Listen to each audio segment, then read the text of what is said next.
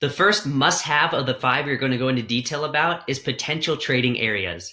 There always needs to be a valid reason for you to enter a trade.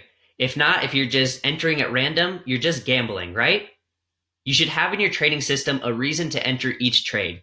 For example, it may be when some specific indicators line up, like two moving averages crossover, or price hitting support on a Fibonacci retracement level. Whatever it is, your potential trading area is the area between the current price and your entry signal. You should know why you are looking at that specific area to enter and where you are looking to get into the trade. We strongly suggest as well that you take a screenshot of that area of your chart. I like to take a screenshot of it and keep it in a folder on my computer labeled with the pair and date and time.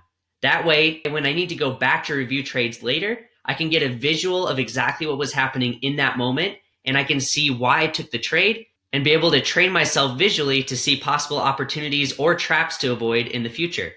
If you don't want to take pictures, that's okay. Of course, you'll always have the ability to go back in the MT4 platform in the market and look at exactly what happened.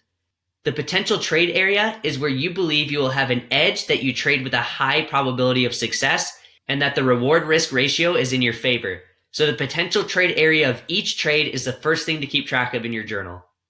Hey, thanks so much for watching. Make sure you join our free Discord channel to get access to all the cheat sheets and a bunch of other cool bonuses. The next video in the course is right here.